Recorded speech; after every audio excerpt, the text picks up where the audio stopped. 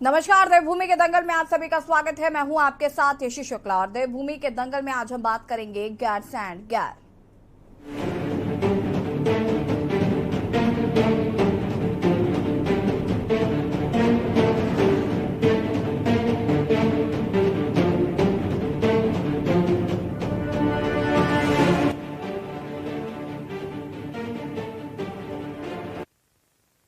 उत्तराखंड की ग्रीष्मकालीन राजधानी गैरसैंण को लेकर कोई मिथक तो नहीं जुड़ा हुआ है।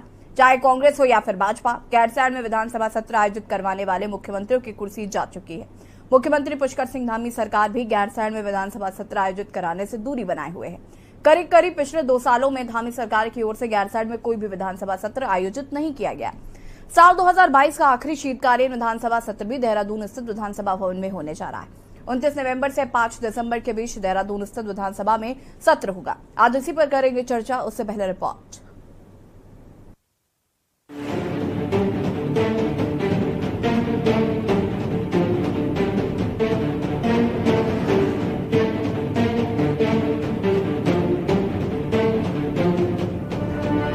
पूर्व मुख्यमंत्री विजय बहुगुणा ने गैरसैंण में विधान भवन का शिलान्यास किया, तो इसके बाद पूर्व सीएम हरीश रावत ने कांग्रेस शासनकाल में गैरसैंण में पहला विधानसभा सत्र आयोजित करवाया था। 2012 में ही गैरसैंण में बुनियादी सुविधाओं का विस्तार और विकास किया गया। टेंटों में विधानसभा सत्र आयोजित होने के बावजूद भी सरकार की जमकर तारीफ हुई थी। हालांकि दोनों पूर्व मुख्यमंत्रियों की कुर्सी चली गई थी। इसके बाद भाजपा सरकार में पूर्व मुख्यमंत्री त्रिवेंद्र सिंह रावत ने गैरसैंण को उत्तराखंड की ग्रीष्मकालीन राजधानी घोषित किया। रावत ने गैरसैंण में विधानसभा सत्र आयोजित करवाए, लेकिन उनकी भी कुर्सी चली गई। उसके बाद भाजपा के ही पूर्व मुख्यमंत्री तीरथ सिंह रावत सरकार के 6 महीने के कार्यकाल में भी गैरसैंण में सत्र आयोजित नहीं हुआ। पिछले 2 सालों में धामी सरकार की ओर से एक बार भी गैरसैंण में विधानसभा सत्र आयोजित नहीं करवाया गया, जिससे उत्तराखंड में एक बार फिर से विधानसभा सत्र पर सियासत गर्मा गई है। धामी सरकार देहरादून में ही विधानसभा का शीतकालीन सत्र कराने जा रही है, जिस पर पूर्व नेता प्रतिपक्ष और चक्राता के विधायक प्रीतम सिंह ने धामी सरकार पर जमकर निशाना साधा। ये दुर्भाग्य इस प्रदेश का। 9 नवंबर 2000 में राज्य का निर्माण हुआ, 2 और राज्य बने। उन दोनों ही राज्यों को अस्थायी राजधानी मिल गई, लेकिन उत्तराखंड राज्य को अस्थायी राजधानी मिली। और भाजपा के लोग ये कहते हुए नहीं थकते थे, मोदी ने दिया, अटल जी ने दिया है, मोदी जी संवारे। और ये दुर्भाग्य है उत्तराखंड राज्य का।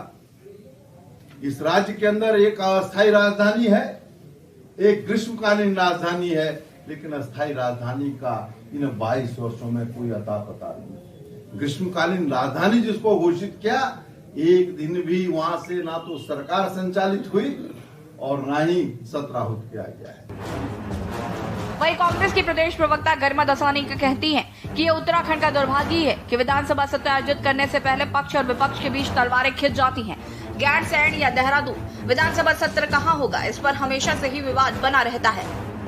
उनका कहना है कि पिछली धामी सरकार और इस बार की धामी सरकार 2.0 ने एक बार फिर से गैरसैंण में विधानसभा सत्र आयोजित नहीं करवाया। विधानसभा अध्यक्ष रितु खंडूरी पर भी दसौनी ने सवाल उठाए हैं। उन्होंने कहा कि उत्तराखंड स्थापना दिवस के अवसर पर खंडूरी ने घोषणा की थी कि वह सभी मंत्रियों और विधायकों को गैरसैंण लाएंगी, पर ऐसा कुछ भी नहीं हुआ। वहीं गैरसैंण में सत्र न कराने को लेकर विधानसभा अध्यक्ष ने कहा कि मैं बार बार कह चुकी हूँ कि चीजों को पॉलिटिकली न देखें और देखना भी नहीं चाहिए, मुद्दे नहीं बनाने चाहिए। हम प्रयास कर रहे हैं, अगला सत्र गैरसैंण में हो।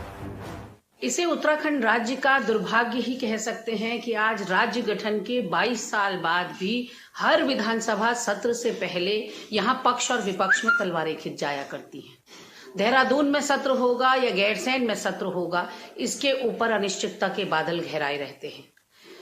2012 तक तो गैरसैंण का कोई नाम लेवा भी नहीं था। कांग्रेस की बदौलत वहां पर इंफ्रास्ट्रक्चरल डेवलपमेंट हुआ और वहां तमाम तरह की सुविधाओं का निर्माण किया गया। लेकिन फिर भाजपा के एक मुख्यमंत्री उसे ग्रीष्मकालीन राजधानी घोषित करते हैं और विडंबना देखिए कि अपने कार्यकाल के साथ ही वो गैरसैंण का सत्र भी लेकर चले जाते हैं। वो गैरसैंण का सत्र था जिस वक्त त्रिवेंद्र रावत से उनकी कुर्सी छीन गई मुख्यमंत्री की, और उसके बाद 4 महीने के मुख्यमंत्री तीरथ रावत ने वहां कोई सत्र नहीं रखा। और पुष्कर सिंह धामी को तो 6 महीने पहली वाली सरकार में और 1 साल इस सरकार में होने जा रहा है, लेकिन वो गैरसैंण का रुख नहीं कर रहे हैं। देखिए, विधानसभा सचिवालय उत्तराखंड की पूरी तैयारी हमेशा से ही रहती है और इस वक्त भी हम पूरी तरह से तैयार हैं। 500 से ज्यादा सवाल आ चुके हैं, तैयारी पूरी है और मुझे पूरा विश्वास है कि इस बार भी पहले की तरह सत्र अच्छे से चलेगा और सद्भाव के साथ चलेगा और जो विधायक हैं हमारे वो ज्यादा से ज्यादा सवाल उठाएंगे ताकि अपनी विधानसभाओं के बारे में वो सरकार तक अपनी बात पहुंचा सके। सवाल एक और है कि विपक्ष हमेशा ये सवाल उठाता रहा है कि विधानसभा सत्र गैरसैंण में नहीं कराए जाते। देखिए, मैं बार बार इस बात को कह चुकी हूँ कि चीजों को बहुत ज्यादा पॉलिटिकली हम ना देखें, देखना भी नहीं चाहिए, मुद्दे नहीं बनाने चाहिए। हाँ, जेन्युइन चीजों को जरूर बोलना चाहिए। इस बार भी हम जो है प्रयास कर रहे हैं कि जो अगला हमारा सत्र हो वो गैरसैंण में हो। इस बार मौसम बहुत ठंडा था, इस कारण से हम लोगों ने जो सत्र है वो देहरादून में रखा है। दूसरी ओर भाजपा प्रदेश प्रवक्ता वीरेंद्र सिंह बिष्ट ने कहा कि बीजेपी हमेशा से ही मिथक तोड़ने का काम करती है, क्योंकि भाजपा विकास की राजनीति पर विश्वास करती है। उत्तराखंड में 2 बार भाजपा की सरकार बनने के साथ ही सरकारें बदलने का मिथक टूटा है। आगामी सरकार विकास पर फोकस कर रही है। बीजेपी प्रवक्ता ने कहा कि बीजेपी ने ही गैरसैंण में को ग्रीष्मकालीन राजधानी बनाने की घोषणा की थी। गैरसैंण में विकास के लिए बजट का विशेष प्रावधान करने के साथ ही मास्टर प्लान भी तैयार किया गया है। कांग्रेस गैरसैंण पर झूठ बोलने का काम करती रहती है। उत्तराखंड राज्य की जनता जानती है कि कांग्रेस झूठ बोलने के अलावा कुछ नहीं करती है। गैरसैंण के सत्र को लेकर जिस तरीके से वो बयानबाजी कर रही है, उसको ये मालूम होना चाहिए कि गैरसैंण में सत्र हो या देहरादून में सत्र हो या सत्र कितने दिन कितना समय चलना है, ये कार्य मंत्रणा समिति तय करती है। और उस कार्य मंत्रणा समिति में नेता प्रतिपक्ष के साथ साथ सभी दलों के विधायक होते हैं, माननीय विधानसभा अध्यक्ष होती है। उसके बाद तय होता है कि सत्र कितने दिन का होगा, कहाँ होगा। हमने गैरसैंण को नाम देने का काम किया, बनाने का काम किया है। गैरसैंण में ग्रीष्मकालीन राजधानी बनाने का काम भारतीय जनता पार्टी ने किया है। उत्तराखंड राज्य बनाने का काम भारतीय जनता पार्टी ने किया है और आज उसको संवारने का काम नरेंद्र भाई मोदी जी कर रहे हैं और हमारी सरकार कर रही है। हालांकि लंबे समय से गैरसैंण में सत्र न होने को लेकर सवाल उठना लाजमी है। उत्तराखंड राज्य गठन के समय से ही गैरसैंण को राज्य की स्थायी राजधानी की मांग उठती आई है। गैरसैंण को ग्रीष्मकालीन राजधानी घोषित होने के बावजूद सरकार द्वारा 2 साल से सत्र न कराना सवाल खड़े करता है। Bureau report, Uttarakhand.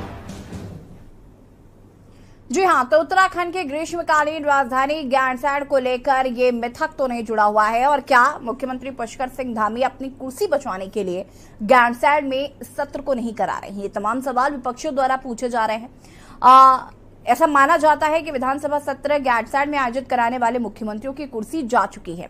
मुख्यमंत्री पुष्कर सिंह धामी भी सरकार भी गैरसैंण में विधानसभा सत्र आयोजित कराने से दूरी बनाए हुए हैं। करीब पिछले 2 सालों में धामी सरकार की ओर से गैरसैंण में कोई भी विधानसभा सत्र आयोजित नहीं करवाया गया। साल 2022 का आखिरी शीतकालीन विधानसभा सत्र भी देहरादून स्थित विधानसभा भवन में होने जा रहा है। 29 नवंबर से 5 दिसंबर के बीच देहरादून स्थित विधानसभा में यह सत्र होगा और आज हम इसी पर चर्चा करेंगे और ये जानेंगे कि क्या मिथक की वजह से यहाँ पर नहीं कराया जा रहा है विधानसभा सत्र गैरसैंण में। तैयारियों की बात करी जा रही है, कहा जा रहा है कि एक मास्टर प्लान तैयार किया गया है, तो वो मास्टर प्लान क्या है वो भी हम जानने की कोशिश करेंगे।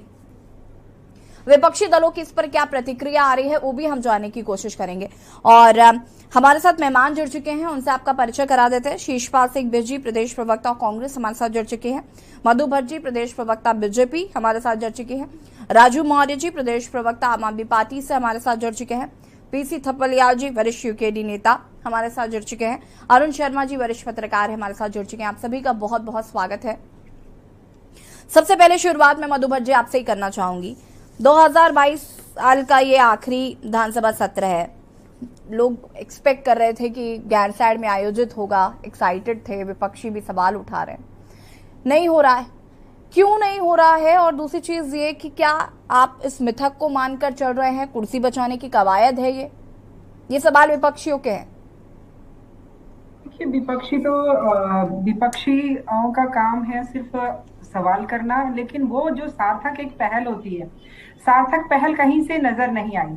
आपने देखा होगा कि पिछले समय से, जब से ये शीतकालीन सत्र की शुरुआत हुई थी, जब हम वार्ता ही कर रहे थे, उसी क्रम में कई जो विपक्षी दल के जो विधायक थे, उनके जो नेता थे, वरिष्ठ नेता, वो इसकी लगातार खिलाफत कर रहे थे कि शीतकालीन सत्र के लिए वहां पर उपयुक्त नहीं है इस समय मौसम। तो इस प्रकार की बातें जब उनके द्वारा आई गई, तो हमारी जो विधानसभा के अध्यक्ष है माननीय रितु खंडूरी जी ने, उन्होंने एक सर्वदलीय बैठक बुलाई और कहा कि सभी लोग बैठ के आपस में तय कर लेते हैं कि कहाँ पे आप लोगों को कहाँ पर ये सत्र किया जाना चाहिए। क्योंकि देखिए, हमने तो पहले ही, हमारी सरकार ने जो है उसको ग्रीष्मकालीन राजधानी गैरसैंण को बनाया हुआ है। अब जब जहां तक शीतकालीन सत्र की जब बात आई, तो इस प्रकार के सब जब विरोधाभास आया विधायकों के द्वारा, जो अपने कांग्रेस दल के जो विधायक थे, उन्होंने पत्र भी लिखा, निर्दलीय विधायक ने भी यहाँ पे एक पत्र लिखा। तो इस प्रकार के जब पत्र आए, तो तब बैठक हुई। अब बैठक में उसके बाद अब ये तय हो गया कि अब ये जो सत्र है, शीतकालीन सत्र है, वो यहाँ पर होना चाहिए। अभी मैं आपको बताना चाहती हूँ, हमारा जो इगास के जो कार्यक्रम हुए, इसी को देखकर हमने बहुत बड़ा कार्यक्रम किया था। बराजी साइड में भी हमारा बहुत बड़ा कार्यक्रम हुआ, और वहां पर भी आपने देखा होगा विकास के कार्यों को लिए माननीय हमारे जो पूर्व मुख्यमंत्री भी रहे हैं, उन्होंने भी उस समय 250 करोड़ का बजट जो है वो गैरसैंण के लिए स्पेशल रूप से रखा, विकास कार्यों के लिए लिया। वहां पे विधानसभा भवन भी बना। साथ में अभी जो है माननीय जो धामी जी ने है, उन्होंने 166 करोड़ की सौगात वहां के लिए स्पेशल रूप से गैरसैंण के लिए विकास कार्यों के लिए दी है। तो हमारी सरकार जो बहुत ही संवेदनशील है, लेकिन जो विपक्षी हैं वो इसमें क्योंकि वो कराना भी नहीं चाहते, स्वयं जाना भी नहीं चाहते। देखिए, ये तभी होगा ना, क्योंकि देखिए बहुत ही एक सदन चलना, कौन नहीं जाना चाहता है मधु भट्ट जी? कौन है जो नहीं जाना चाहता है? देखिए, अब जब ये बात आई, अब तो ये खैर तय हो गया कि अब सत्र यहीं होना है, शीतकालीन सत्र। लेकिन पहले जो आए थे, जो पहले जब चर्चा चल रही थी, तो उसमें जो विपक्षी दल के जो हैं, उनके विधायक हैं, उनके जो नेता हैं, उनका कहना था कि नहीं, वहां पर नहीं होना चाहिए, शीतकालीन सत्र वहां पर नहीं किया जा सकता, इस समय पॉसिबल नहीं है। क्यों पॉसिबल नहीं है भाई? कोई बताएगा कि वहां पर क्यों पॉसिबल नहीं है? जब वहां टेंट लगाकर सत्र आयोजित हो सकता है, तो फिर अब तो वहां भवन बन गया है, फिर क्यों नहीं हो सकता? और ये ठंडी सर्दी का हवाला देकर ना कराना। चलिए ठीक है मधु भट्ट जी, मैं आऊंगी आपके पास। शीशपाल जी जवाब दीजिए। मधु जी कह रही हैं आपके विधायक हैं जो नहीं जाना चाहते हैं गैरसैंण। अनम्यूट करें।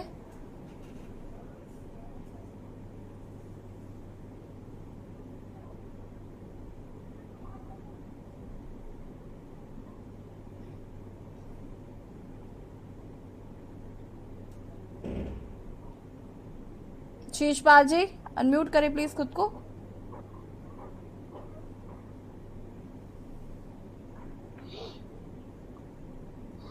क्यों नहीं हो रहा है? ठीक है येसी जी। जी जी हेलो जी। हाँ येसी जी, देखिए भारतीय जनता पार्टी के प्रवक्ता चैनल पर बैठ के लगातार झूठ बोल रहे हैं। अगर कांग्रेस के किसी विधायक ने विरोध किया तो भैया वो सार्वजनिक करना चाहिए। विधानसभा की बैठक में अगर विरोध किया गैरसैंण में राजधानी बनाने का, तो विधानसभा अध्यक्ष है इनके हैं, तो सारी चीजें सार्वजनिक की जानी चाहिए। यहाँ पर बैठ करके आप झूठ बोलेंगे कि जी सत्ता पक्ष जो है विपक्ष के पिछली डिबेट में ये कह रही थी कि इनके प्रदेश अध्यक्ष का बयान था कि गैरसैंण में विधानसभा भवन नहीं बनना चाहिए, सत्र नहीं होना चाहिए। मैंने तब भी कहा था कि आपको प्रदेश अध्यक्ष का बयान हमारा उसकी क्लिपिंग दिखानी चाहिए। तो ऐसे झूठ नहीं चलेगा। और अगर मैं इनके दूसरे प्रवक्ता वीरेंद्र बिष्ट जी का विजुअल में सुन रहा था कि वहां पर इस समय ठंड लग रही है, भैया पूरा पर्वतीय प्रदेश है, यहाँ के प्रत्येक निवासी उत्तराखंड का आमजन उसी ठंड में रहता, उसी बर्फ में रहता। आपके विधायकों को ही क्यों एक्स्ट्रा ठंड लग रही है? ये अरे आपकी मंशा ही नहीं है गैरसैंण के प्रति। ईमानदारी से आप पहाड़ की राजधानी आज तक डिसाइड नहीं कर पाए। आपने राज्य बनने के समय अगर इस मसले को हल कर दिया होता मधु भट्ट जी, तो आज राज्य की जनता को अस्थायी राजधानी के लिए न भटकना पड़ता। और आप अब ठंड लगने के लिए, आपको ठंड लगती है गैरसैंण में, इसलिए गैरसैंण में विधानसभा सत्र नहीं हो सकता। और विपक्ष पर आप झूठे आरोप लगा रही है। विपक्ष चीख चीख के कह रहा है कि गैरसैंण में आप विधानसभा का सत्र क्यों नहीं बुला रहे हैं? मधु जी, मैं आपको काउंटर करने का मौका दूंगी, प्लीज रुक जाइए। गुमराह करने का प्रयास करेंगी, ऐसा नहीं चलेगा। कांग्रेस पार्टी लगातार शुरू दिन से मांग करती रही है कि गैरसैंण में विधानसभा सत्र होना चाहिए। आपने अगर गैरसैंण को ग्रीष्मकालीन राजधानी घोषित कर दिया तो आपने ग्रीष्मकालीन राजधानी किस बात की, अगर वहां पर ग्रीष्मकालीन सत्र ही आप नहीं आयोजित करवा पा रहे हैं। इस तरीके से आप प्रदेश की जनता की आंखों में धूल नहीं झोंक सकते। हकीकत यह है ऐसी जी कि इनके विधायक जो है पहाड़ नहीं चढ़ना चाहते हैं, न ये पहाड़ के विकास के लिए ईमानदार हैं। अभी एक पिछली डिबेट में इनके प्रवक्ता कह रहे थे कि गैरसैंण में विधानसभा का जो भवन है वो 2007 में बीजेपी की सरकार में बना। इनके प्रवक्ताओं को यही जानकारी नहीं कि वहां पर कांग्रेस पार्टी की सरकार में गैरसैंण में विधानसभा भवन का शिलान्यास किया गया, उसकी रेखा खींची गई। अब ये ऐसे झूठ के सहारे चलेंगे। अब देखिए पिछली डिबेट में मधु भट्ट जी जैसे जी कह रही थी कि नहीं अभी डिसाइड नहीं हुआ है, सत्र तो गैरसैंण में ही होगा, अब नोटिफिकेशन जारी हो गया है। अब आप बहानेबाजी बनाएंगी, आपकी गलई खुल चुकी है कि आप पहाड़ के विकास के लिए ईमानदार नहीं है। आप केवल देहरादून, हरिद्वार और उधम सिंह नगर तक सीमित रहना चाहती हैं। आपकी नजर केवल लोकसभा चुनावों पर है, आप मैदान की जनता को खुश नहीं करना चाहती। ये साफ साफ बोलिए भैया, इस पहाड़ की जनता ने, इन उत्तराखंड के लोगों ने राज्य के गठन के लिए अपना त्याग और बलिदान दिया है। मधु जी प्लीज रुकिएगा जरा। शीशपाल जी रुक जाइए, थोड़ा पेशेंस रखिए, वापस आऊंगी मैं आपके पास। राजू मौर्य जी क्या कहना चाहते हैं? गैरसैंण में नहीं हो रहा है विधानसभा सत्र। आपके विधायक कहते हैं ना कि नहीं हम चाहते हैं। मधु जी वापस आऊंगी मैं आपके पास। शीशपाल जी प्लीज। शीशपाल जी प्लीज। मधु भट्ट जी कि हम नहीं चाहते कि वहाँ पर शीतकालीन सत्र हो गैरसैंण में, तो तभी तो ये बात आई है, तभी ये बात आई है। शीशपाल जी मैं कुछ कह रही हूँ, प्लीज रुक जाइए। और मधु जी आप भी प्लीज रुक जाइए, मुझे सबकी प्रतिक्रियाएं लेनी है, मैं उसके बाद आऊंगी वापस आप दोनों पर। राजू मौर्य जी। दुर्भाग्य है इस उत्तराखंड राज्य का कि जब भी सत्र आयोजित होने वाला होता है उससे पहले ये चर्चा होती, और मैं बड़ा हैरान होता हूँ अक्सर इस डिबेट पे बैठ करके कि भाजपा कांग्रेस एक दूसरे में बड़े बड़े आरोप प्रत्यारोप लगाते हैं, जबकि दोनों ने सरकार चलाई। जहां कांग्रेस कहती है कि विधानसभा भवन हमने बनाया, अब तो भवन किसने बनाया उसकी भी लड़ाई शुरू हो गई, लेकिन राजधानी परमानेंट क्यों नहीं बनाई इसकी कोई लड़ाई नहीं है। अगर कांग्रेस ने विधान भवन बनाया था तो उससे पहले राजधानी डिक्लेयर कर देते, प्रॉब्लम क्या थी? आप सत्ता में थे, आप डिक्लेयर करते गैरसैंण हमारी स्थायी राजधानी होगी या देहरादून होगी। रुक जाइए प्लीज। आप लोग अब स्टैंड नहीं ले पाए, ठीक है, एक भवन बना दिया, कोई वहां पे सुविधा नहीं है। आसपास पर्वतीय क्षेत्रों में जो सुविधाओं का अभाव है वो तो किसी से छुपा नहीं है, वो हर चर्चा का डिबेट में चर्चा का विषय बन जाता है। अब सुविधाएं नहीं ले जा पाए तो विधायक जाएंगे क्यों? ये केवल खाना पूर्ति और फॉर्मेलिटीज करते आ रहे हैं। अब एक बड़ा ही अजीबोगरीब खडूरी जी का जो बयान आया इतना हैरान कर देने वाला है। पहले तो वो कहती हैं जी राजनीति नहीं होनी चाहिए। अरे जब भाजपा सत्ता में होती है तो बोलती है भाई राजनीति नहीं होनी चाहिए इन विषयों पर, लेकिन जैसे ही विपक्ष में पहुंचती है, जब सत्ता से बाहर होती है तो सबसे ज्यादा राजनीति अगर कोई करता है तो भारतीय जनता पार्टी करती है। अब एक इन्होंने नया डबिया पाल लिया, कहते हैं ना फोबिया होता है कि अरे भाई गैरसैंण में सत्र आयोजित करने वाला मुख्यमंत्री टिक नहीं पाता। जैसे हरीश रावत जी को फोबिया हो गया था कि वो उधर वाले जो नया मुख्यमंत्री आवास है उस तरफ जाएंगे तो शायद उसका कुर्सी ना बचे, क्योंकि जो व्यक्ति वहां रहा तो कुर्सी चली गई। तो सर्किट हाउस में ही उन्होंने बीजापुर गेस्ट हाउस में अपना सारा कार्यकाल काट दिया, हालांकि वहां भी कुर्सी उनकी आई गई हो गई। तो बड़ा दुर्भाग्य है इस राज्य का, और मैं बड़ी जिम्मेदारी के साथ कहता हूं कि अगर भारतीय जनता पार्टी और कांग्रेस अगर गंभीर होते इस उत्तराखंड राज्य के विकास के लिए तो पहले बुनियादी सुविधाएं लेके जाते। आप विधानसभा ले जाने की बात करते हैं पहाड़ पर, लेकिन वहां पर सुविधाएं नहीं ले जाएंगे, और इसका सीधा सीधा यही सामने नजर आता है उदाहरण कि इनके विधायक जाने को तैयार नहीं होते, बंद कमरे के अंदर बोलते हैं अरे छोड़ो ना देहरादून में कर लेते हैं, कौन जाएगा इतनी ठंड में, लेकिन वास्तविकता और टीवी पे आके लड़ते हैं कि तुमने मना कर दिया और तुमने मना कर दिया। ये दोनों ही पार्टियां एक सिक्के की पहलू है, ये बंद कमरे में एक जैसे। ठीक है राजू मौर्य जी। पीसी तपलिया जी क्या कुछ कहना चाहते हैं?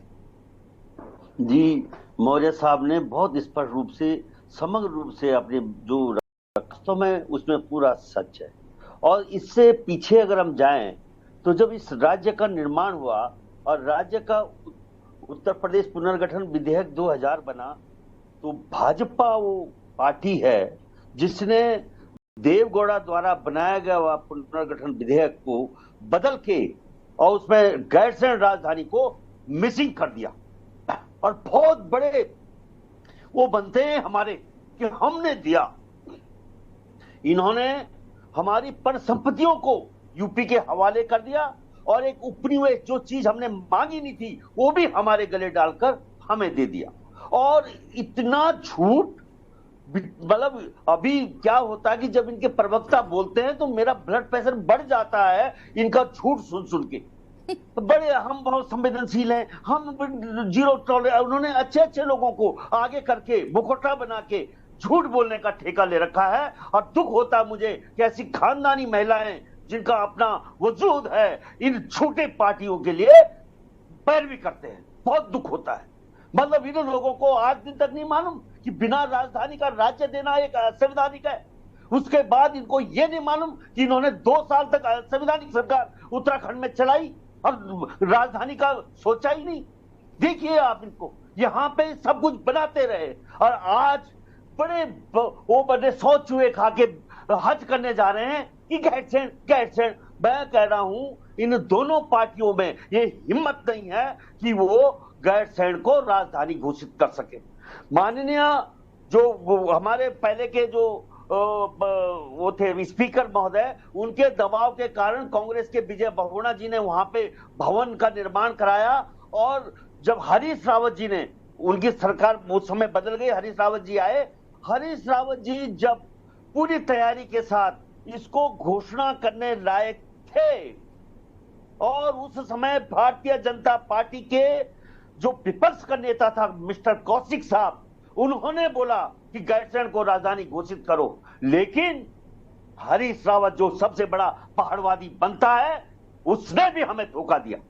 इसलिए मैं कहता हूं कि इसके बाद आज मैं अचंभित हूं जब मैं प्रीतम सिंह जी की स्टेटमेंट सुन रहा हूं कि गैरसैंण को राजधानी बनाओ, क्योंकि जिस क्षेत्र से वो आते हैं उस क्षेत्र का सबसे बड़ा विरोध था गैरसैंण के लिए। क्योंकि वहां की जनता कहती थी, चक्रोता की जनता, जौनसार भाबर की जनता कहती थी कि गैरसैंण एक कोने में और हम दूसरे कोने में।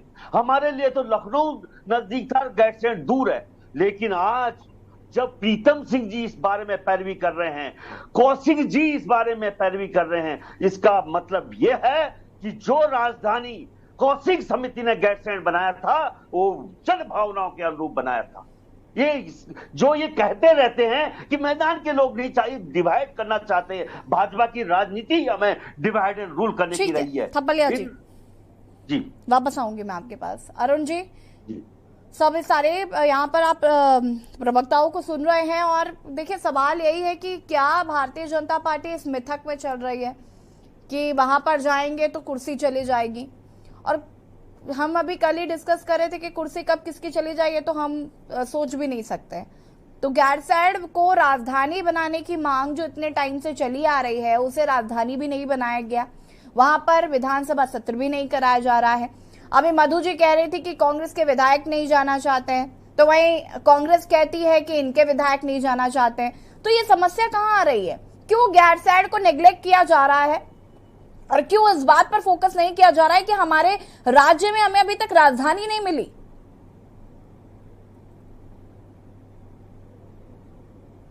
अरुण जी अनम्यूट करें प्लीज खुद को।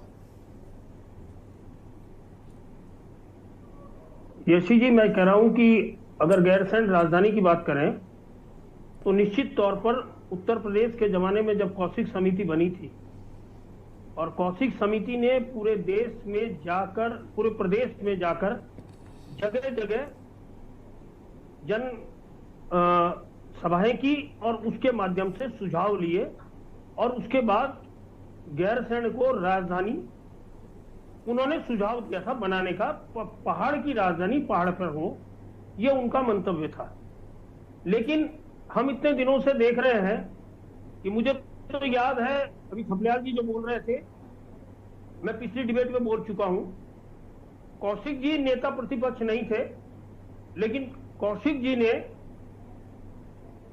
जब हरीश रावत मुख्यमंत्री थे और अंतिम सत्र उनका गैरसैंण में चल रहा था तो वहां कौशिक जी ने राजधानी घोषित करने का प्रस्ताव गैर सरकारी विधेयक के माध्यम से रखा था और उसमें बहस भी हुई थी। और उसी दिन जब सत्र के बाद हरीश रावत प्रेस कॉन्फ्रेंस कर रहे थे और उनके जो खास सिपह सलार थे उस जमाने में, अब नहीं है, रणजीत रावत, वो मंत्रियों को ये पूछ रहे थे कि हेलीकॉप्टर में जगह खाली है, आप चलिए आपको देहरादून भेज दें। तो हमने उस टाइम भी रणजीत रावत से सारे पत्रकारों ने मिलकर कहा था कि क्यों नहीं, आप जब विपक्ष ने इस मांग को उठा दिया है तो आप क्यों इस चीज का श्रेय नहीं लेना चाहते।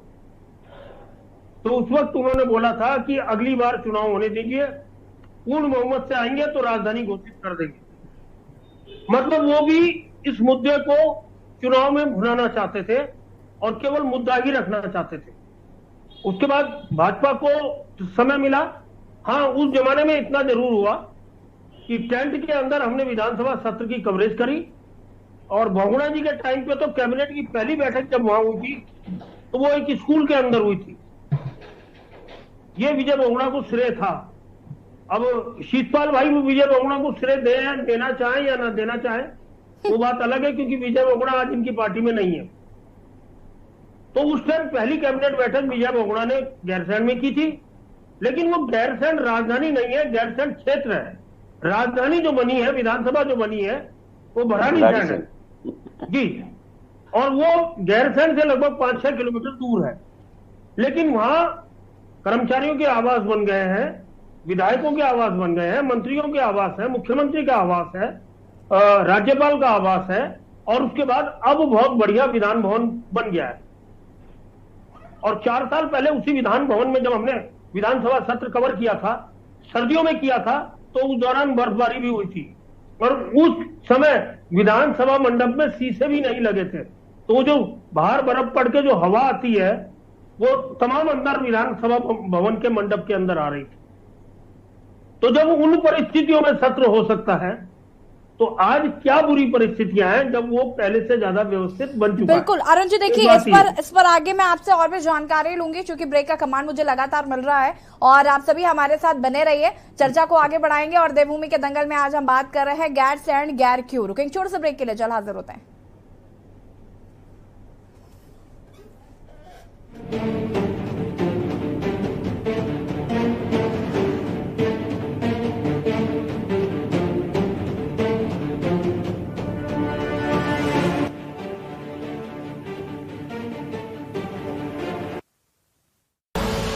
आप देख रहे हैं के न्यूज, खबरों का सारथी।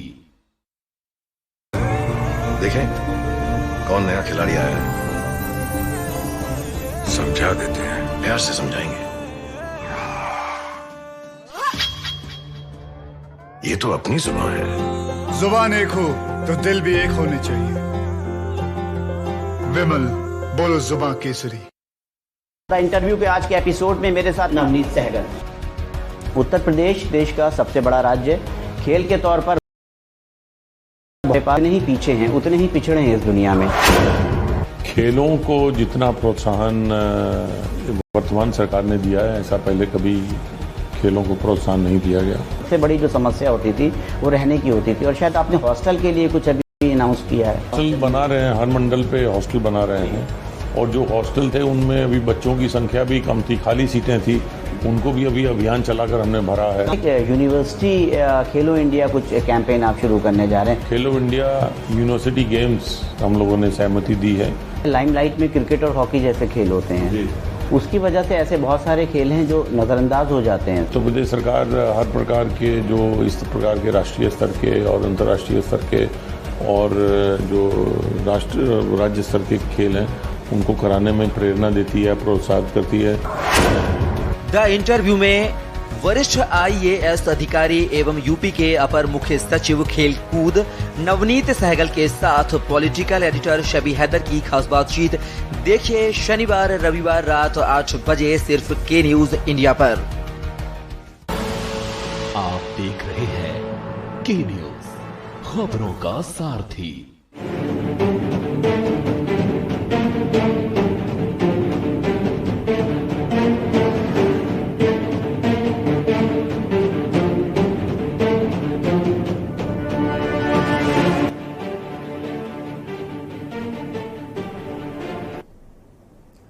ब्रेक के बाद एक बार फिर से आप सभी का स्वागत है और देवभूमि के दंगल में आज हम बात कर रहे हैं गैरसैंण गैर क्यों। उत्तराखंड की ग्रीष्मकालीन राजधानी गैरसैंण को लेकर मिथक माना जा रहा है कि जो भी वहां पर विधानसभा सत्र सरकार कराती है मुख्यमंत्री पद की कुर्सी चली जाती है। अब क्या कुर्सी बचा रहे हैं दामी जी, ये भी बड़ा सवाल है। हालांकि कांग्रेस तमाम सवाल खड़े कर रही है। कांग्रेस का कहना है कि जब कहा गया था कि गैरसैंण में कराएंगे विधानसभा सत्र तो क्यों नहीं कराया जा रहा। और चर्चा हम इसी पर करें तो भारतीय जनता पार्टी की प्रवक्ता कह रही है कि कांग्रेस के विधायक जो है वो नहीं चाहते थे कि कराया जाए।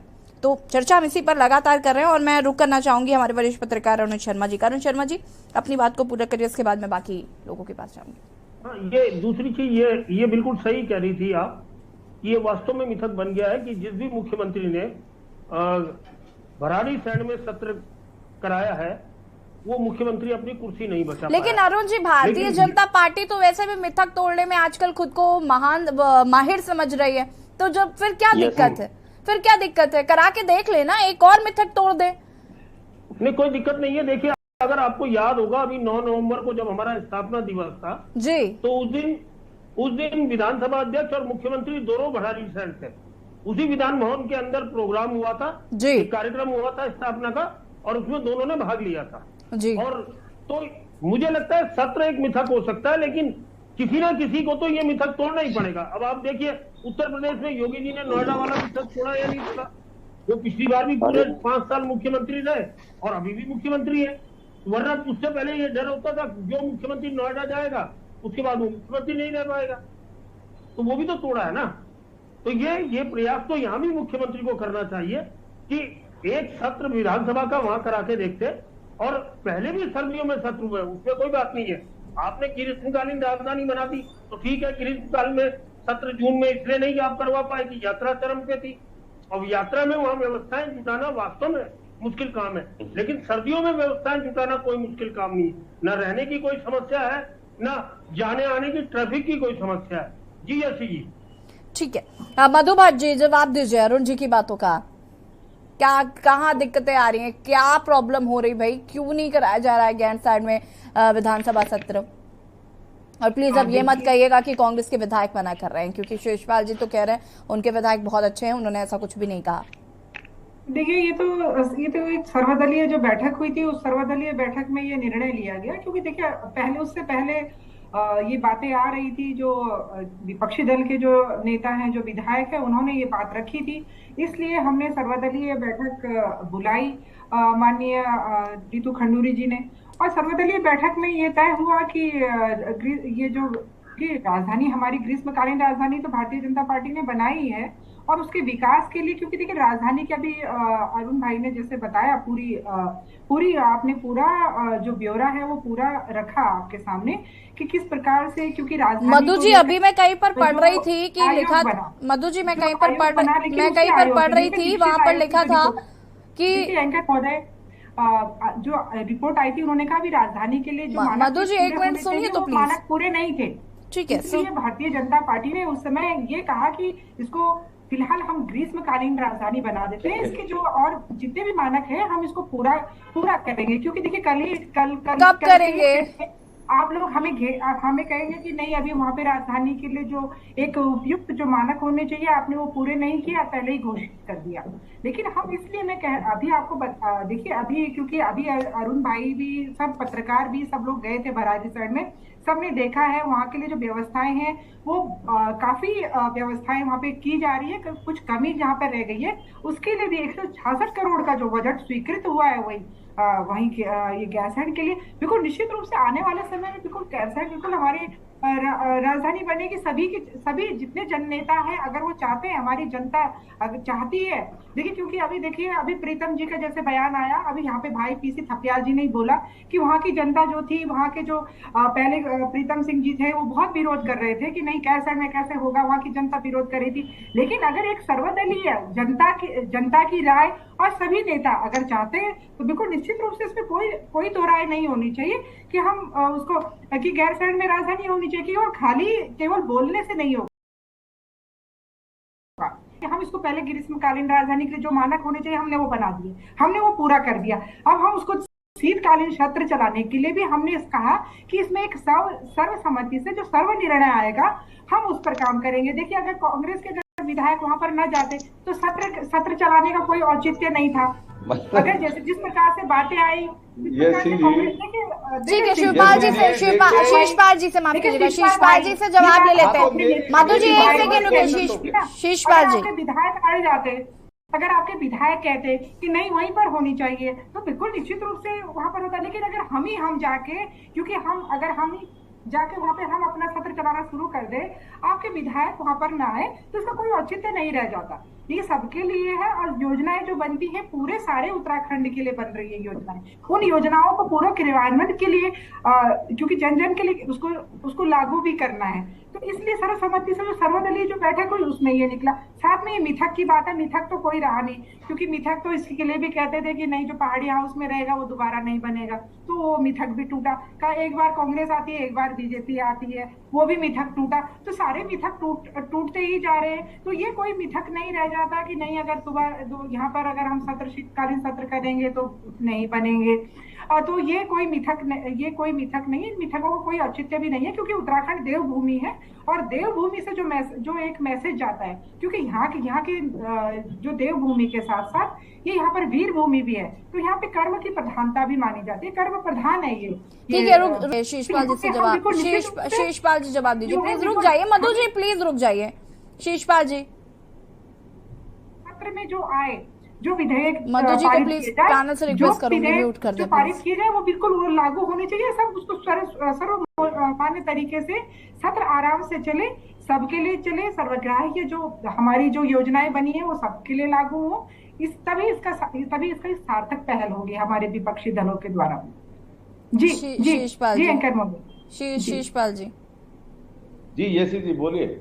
आप यहाँ पर मधु जी की बात का कुछ जवाब दे रहे थे।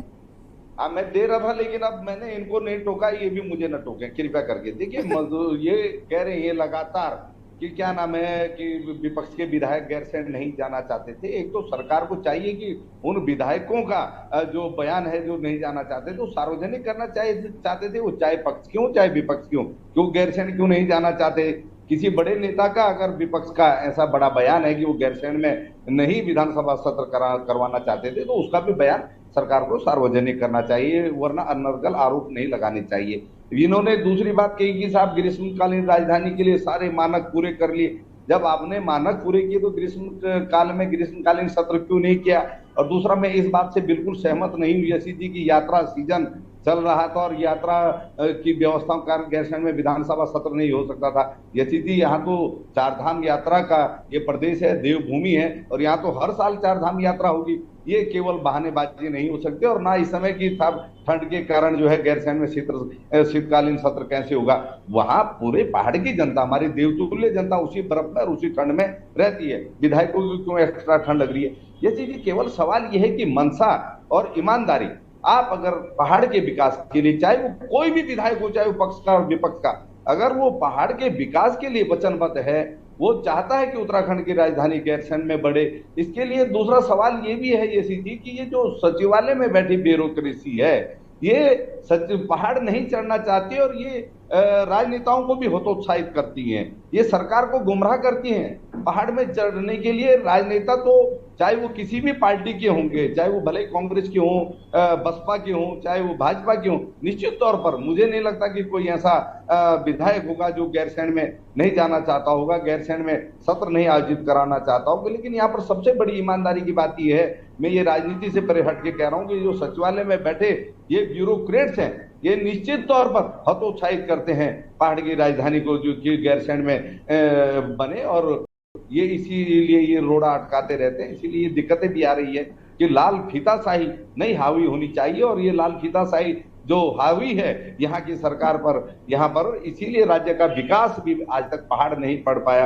आप बताइए, देहरादून, हरिद्वार और उधम सिंह नगर से हटके उद्योग आज तक पहाड़ चढ़ पाए हैं क्या? नहीं चढ़ पा रहे हैं। विकास पहाड़ की ओर चढ़ते ही हाँफने क्यों लग जाता है? ये बड़े सवाल है, और ये आज इस राज्य की सबसे बड़ी समस्या भी बन गई है। इसके लिए शीशपाल जी, जब आप बात करते हैं तो मुझे कई बार ये लगता है कि आप इस बात को भूल जाते हैं कि 10 साल कांग्रेस ने भी राज किया है, सारा ठीक रहा, भारतीय जनता पार्टी पर फोड़ देना भी सही नहीं है ना। नहीं, यशी जी मैंने अभी बड़ी ईमानदार से राजनीतिक तौर से परे हटके कहा कि ब्यूरोक्रेसी निश्चित तौर पर हतोत्साहित करती है और आप कांग्रेस के 10 साल को बार बार कहती हैं।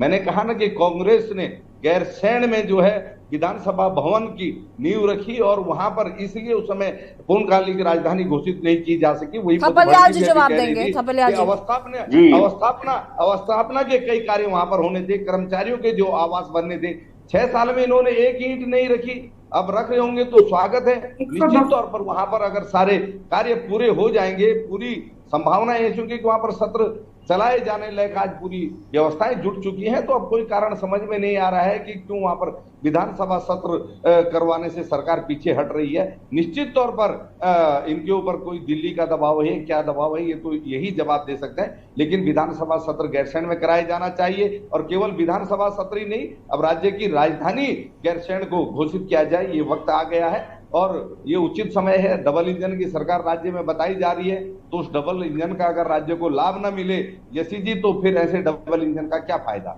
ठीक है थपलियाल जी, देखिए रुके मधु जी रुक जाइए प्लीज। थपलियाल जी, जो ये सिलसिला चल रहा है ये 22 साल से, जब कांग्रेस सत्ता में होगी तो यही भाषा भाजपा बोलती है। हम 22 साल से सुनते आ रहे हैं, सेम भाजपा बोलेगी। और जब उल्टा पलटी करके, ये मैंने पहले ही बोला कि इनमें कोई ऐसा नहीं है कि बिल्ली के गले में घंटी कौन बांधे, ये इनकी बड़ी भारी समस्या आ रखी है और ये समस्या ये मिथक भी इन्होंने अपने आप ही क्रिएट कर रखा है। क्योंकि इस राज्य में 22 साल में वो मिथक देखिए आप कि कोई भी मुख्यमंत्री एनडी तिवारी जी के सिवाय 5 साल पूरा नहीं कर पाया।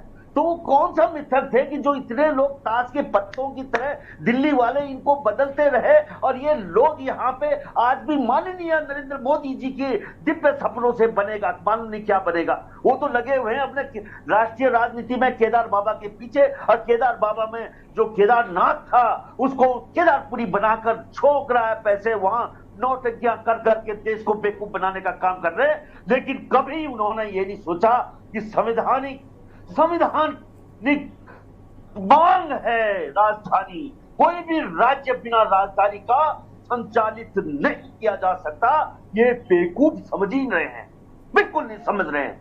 इस चीज को गंभीरता से लेना चाहिए कि अगर ये लोग, क्या हुआ है कि भारतीय जनता पार्टी और कांग्रेस के दिल्ली के मठाधीशों ने बौने लोगों को हमारा भाग्य विधाता बना दिया है। ऐसे लोगों को भी, जो माँ बाप की नालायक औलादें थी, वो बड़े बड़े भाग्य विधाता बन गए हमारे, और उनको इन ब्यूरोक्रेट जो आईएएस होते हैं, माँ बाप की योग्य संतानें होती हैं, उन ब्यूरोक्रेट को नियंत्रण करना आ ही नहीं रहा है। और इसीलिए तो बोलते हैं कि ब्यूरोक्रेट नहीं आने हैं। देखो, एक एमपी कह रहा था कि ब्यूरोक्रेट करते जा रहे हैं, खा रहे हैं और हम कुछ नहीं कर रहे हैं, उनके पीछे नेता खड़ा है। ये शब्द देखो, एक नंगा झूठ एक तरह से जो माननीय तीरथ सिंह रावत जी ने बोला, उस सत्य को अपनाते हुए उत्तराखंड के भारतीय जनता पार्टी और कांग्रेस के ईमानदार नेताओं को इस राज्य को बचाने के लिए खड़ा हो जाना चाहिए। नहीं तो ये राज्य खत्म हो चुका है, ये राज्य आखिरी सांसें ले रहा है, ये राज्य आईसीयू में है। 75,000-80,000 करोड़ रुपए के ऋण में डूबा राज्य आज माफियों के चंगुल में, माफियों के इशारे पे संचालित हो रहा है। मैडम, माफियों के इशारों पे संचालित हो रहा है। चारों तरफ का में माफियों ने घेर लिया है और देहरादून यूपी और बिहार के गुंडों का सबसे बड़ा ठिकाना बन चुका है। इसका मैं साक्षी हूं, एक एक करके दिखा दूंगा कि वो यूपी बिहार के गुंडे सब देहरादून में शेल्टर लिए हुए हैं। इसलिए हम लोग ऐसे पीरियड से गुजर रहे हैं कि हमारे ये नालायक नेता जो उनको शरण देते जा रहे हैं, उनकी छतियों के नीचे यहाँ पे हमारे संसाधनों को लुटा रहे हैं, इनको भविष्य में इतिहास कभी माफ नहीं करेगा। ठीक है थपलियाल जी, जी मैं ठीक है, मैं वापस आऊंगी आपके पास। मधु जी, आप कुछ कह रही थी, अपनी बात को पूरा करिए, उसके बाद राजू जी आपके पास आऊंगी। देखिए, थपलियाल जी ने जिस प्रकार से जो माननीय प्रधानमंत्री जी के लिए बोला, ये मैं इसकी बहुत निंदा करती हूँ। देखिए, माननीय प्रधानमंत्री जी पूरा, बल्कि हमारे ही देश के लिए नहीं, बल्कि पूरे विश्व के लिए एक सर्वमान्य नेता है। आज अगर आप कहीं की भी बात अगर कहीं भी देखें, पूरा अगर कोई भी विश्व की कोई भी समस्या होती है तो उसके समाधान के लिए माननीय प्रधानमंत्री जी स्वयं पहल करते हैं। उनसे कहा जाता है कि पहल करें। यूक्रेन जैसा इतना बड़ा, यूक्रेन और जो रूस का इतना बड़ा युद्ध चल रहा है, उसमें भी ये कहा जा रहा है कि वही माननीय प्रधानमंत्री मोदी जी की तरफ देखा जा रहा है कि वो कहेंगे। देखिए, तो इस प्रकार का, देखिए, सर्वमान्य जो नेता है उनके लिए इस प्रकार का प्रयोग, इस प्रकार की भाषा का प्रयोग करना ये ठीक नहीं है। देखिए, उनकी आस्था का केंद्र है। देखिए भाई, मैंने आपकी समय विज्ञापनबाजी की सरकार है, झूठे विज्ञापनों के बल पे चल रही है। केदारनाथ आस्था का केंद्र है, और केदारनाथ उससे पहले भी, जबकि वो यहाँ पर वो जब कुछ भी नहीं थे, वो तब भी यहाँ पर आते थे, तब भी उनका ये तपोभूमि उनकी, किसी ने देखा था, हमारे लिए गौरव की बात है। और साथ में देखिए, आपदा के समय में सारे नेता भागते हुए नजर आए। कैमरा जरूर रहेगा जो माननीय मोदी जी तब वो उस समय मुझे एक बात समझ में नहीं आती। मैं विपक्षी दलों से जानना चाहती हूँ, अगर मोदी जी की आस्था है भी केदारनाथ जी में, किसी को क्या दिक्कत है? सभी लगातार इतना टारगेट करते हैं, अगर वो पूजा अर्चना करने चले जाते हैं तो एक बड़ा मुद्दा हो जाता है। किस बात का मुद्दा है? क्या कोई व्यक्ति आस्था भी प्रकट नहीं कर सकता क्या अपनी? राजू मौर्य जी, एक सेकेंड, मधु जी प्लीज रुक जाइए। राजू जी, जहाज भी नहीं उतरने दिया उस समय, जबकि उस समय कांग्रेस के यहाँ पे शिषपाल जी बैठे हैं। मैं उनको बताना चाहती हूँ, माननीय बहुगुणा जी ने जब ये कहा कि उन्होंने अपना दल क्यों छोड़ा, उन्होंने यही कहा, मेरी व्यथा थी। आपको बताना चाहता हूँ कि क्योंकि जब आपदा आई, इतनी भयंकर आपदा जिसकी मैं भी गवाह हूँ, जब आपदा आई तो 3 दिन तक खाद्यान्न सामग्री कैसे भेजा जाए, उसकी माननीय सोनिया गांधी जी का 3 दिन तक करते थे। देखिए, मधु जी प्लीज रुक जाइए। आपको अगर बोला जाता है कि रुक जाइए, इसका मतलब होता है कि आप रुक जाइए, क्योंकि मुझे और लोगों की भी बात सुननी होती है। वैसे भारतीय जनता पार्टी के प्रवक्ताओं को नहीं सुन सकती हूँ हर समय। प्रधानमंत्री जी के जो ये मधु जी भाषण नहीं, मैं अपने पैनल से रिक्वेस्ट करना चाहूंगी, प्लीज मधु जी को म्यूट करें प्लीज। कि वो डिबेट पे है कि वो मंच पर भाषण दे। ठीक है राजू जी, कंटिन्यू करिए आप जरा। हाँ, तो मेरी आवाज आ रही है? जी जी जी, मैं कह रहा हूँ कि भाजपा के प्रवक्ता भूल गए कि वो डिबेट पर है, वो मंच पर स्पीच देने लग गई। मैं कहना चाहता हूँ कि एक तो जो हमारे भाजपा के प्रवक्ता सौगात जैसा शब्द यूज करते हैं कि भाई एक सौगात दे दी। मैं सौगात तो उस दिन मानूंगा जिस दिन आप पहाड़ों पर जो बेसिक अरे आप अभी तक सुनिए मधु जी, थोड़ा शांत हो जाइए। बहू का झगड़ा थोड़ा है मधु जी, डिबेट सुनिए आप। तो मैं कहना चाहता हूं कि जब बेसिक फैसिलिटीज जिस दिन पहाड़ों पर आप पहुंचा देंगे, उस दिन बोलिएगा कि हाँ हमने उत्तराखंड को सौगात दिया। जिसको आप बजट या सौगात बोलते हैं वो ड्यूटीज है। अगर हम लोग या कोई भी किसी भी राजनीतिक दल का व्यक्ति जीत कर आ जाता है या सरकार बनाता है, तो अपने प्रदेश का विकास करना उसकी जिम्मेदारी है, ड्यूटी है, और वो जनता ने हमको दी है। इसका मतलब अगर हम उस पैसे को जनता के ऊपर खर्च कर रहे हैं तो सौगात दे रहे हैं। सौगात शब्द बहुत खराब है। हमको कहना चाहिए कि हमने जिम्मेदारी के साथ एक पैसा रिलीज किया, और उस पैसे को दिखाना भी चाहिए। उस पैसे को दिखाना चाहिए कि वो पैसा कहाँ खर्च हुआ। आज होता क्या है कि आप कहते हैं हमने 1 लाख करोड़ रिलीज कर दिया, 250 करोड़ रिलीज कर दिया, लेकिन वो पैसा वास्तव में उन परियोजनाओं में सही प्रकार से खर्च भी हुआ, इसका कहीं कोई पता नहीं होता है। करप्शन। अगर करप्शन ना हो, पिछली डिबेट में भाजपा की प्रवक्ता ही बोल रही थी कि अगर कोई व्यक्ति गलत करता है तो हम उस व्यक्ति को हटा देते हैं। तो यानी कि 8 मुख्यमंत्री, 8 सरकारें चला करके भी आप बेसिक फैसिलिटीज, दैट सेड, मैं पूरे प्रदेश की बात तो क्या करूं, आपको जहां बैठकर सरकार चलानी है आप वहां पर ही बेसिक फैसिलिटीज डेवलप नहीं कर पाए। ये आपका फेलियर है। आप एक्सेप्ट करते हैं कि हाँ हम फेल रहे 22 सालों में। मतलब ये अभियान के साथ बोल रहे थे कि हमें शर्म आनी चाहिए। हमारा अकेला स्टेट है पूरे इंडिया के अंदर, लगातार विकास हो रहा है, जनता अकेला हमारा स्टेट है जिसके पास राजधानी नहीं है। रही डेवलपमेंट की बात, मैं बार-बार कहता हूं, राजू जी एक सेकंड रुकिएगा जरा। मधु जी देखिए, जनता भी कह रही है कि हमको राजधानी दीजिए, बिना राजधानी के राज्य क्या करेंगे हम? जनता तो कह रही है ना, कितनी सुन रहे हैं आप जनता की? ग्रीष्मकालीन राजधानी बनाएंगे, हमने एकदम तुरंत राजधानी बनाई, ग्रीष्मकालीन राजधानी बनाई, हमने जनता से वादा किया। आपने जनता से ग्रीष्मकालीन राजधानी का वादा किया? जनता की जो मांगे हैं, आज ऑल वेदर रोड बन रही है, अभी सड़कों का पूरी चारों तरफ बिछ रही अरुण जी, है। आप देखिए, अरुण जी, हमारे पास चूंकि वक्त की कमी है और मैं अंतिम हर प्रतिक्रिया आपकी चाहूंगी इस पूरे मामले पर, क्योंकि देखिए लगातार ग्रीष्मकालीन राजधानी कह रही है कि मधु जी हमने बनाकर दे दी, बहुत एहसान किया राज्य के ऊपर भी और राज्य की जनता के ऊपर भी, लेकिन आप थोड़ा एहसान और कर दें कि वहां पर विधानसभा सत्र भी शुरू हो जाए और एक हमें राजधानी मिल जाए। राजनीति करनी है उनको, कोई इनको चुप करा दीजिए, मुझे सुनाई अरुण जी चुप नहीं हो रही है मधु जी चुप हो ही नहीं रही है। देखिए मधु जी आप सुनिए, मुझे यहाँ पर बैठाया गया इसलिए ताकि, वरना मैं आप चारों को एक साथ बैठा दूं और आप लोग आपस में बात कर लीजिए। मुझे बैठाया इसीलिए गया है ना ताकि मैं आपसे सवाल कर सकूं, लेकिन आप सवाल सुनना ही नहीं चाहती हैं। अरुण जी मैं यहाँ पर कह रही थी कि जैसे भी मधु जी लगातार कह रही थी कि हमने ग्रीष्मकालीन राजधानी दे दी और उन्होंने बहुत एहसान किया हमारे ऊपर, उनकी सरकार ने हमारे ऊपर बहुत एहसान किया। अब एक एहसान और कर दे कि उत्तराखंड की जो राजधानी है उसे घोषित कर दिया जाए, साथ ही साथ ये जो विधानसभा के सत्र को लेकर मांग हो रही है, जो बेसिक फैसिलिटीज की बात कही जा रही है कि वहां पर फैसिलिटीज नहीं है, दिक्कतें होती हैं, उन सब चीजों को भी किया जाए ताकि एक प्रॉपर रोडमैप तो तैयार हो। या तो पता ही नहीं है क्या चल रहा है। हर बार जब भी विधानसभा सत्र होता है, और मैं राजू मौर्य जी की बात से सहमत हूं कि हम तभी इस पर चर्चा करना शुरू कर देते हैं जब विधानसभा सत्र की बात होती है, उसके बाद ना कोई यहाँ पर मांग कर रहा है, चाहे वो विपक्षी दल हो चाहे कोई भी हो, यहाँ पर कोई किसी की मांग नहीं करता, चाहे वो उत्तराखंड के चाहे जितने भी हक हो उनकी कोई बात नहीं करना चाहता।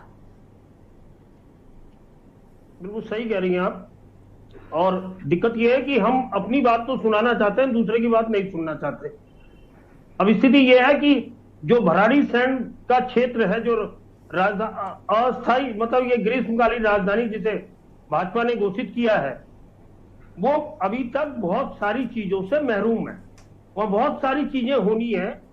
और वास्तव में मैं आपको एक मजेदार बात बताऊं यशी जी, आप आश्चर्य करेंगी, हम कुछ लोग, वो लोग पत्रकार हैं जो लगातार गैरसैंण जब सत्र हुआ, कैबिनेट मीटिंग हुई, उसको कवर करने के लिए गए, लेकिन हमें कहां ठहराया जाता है?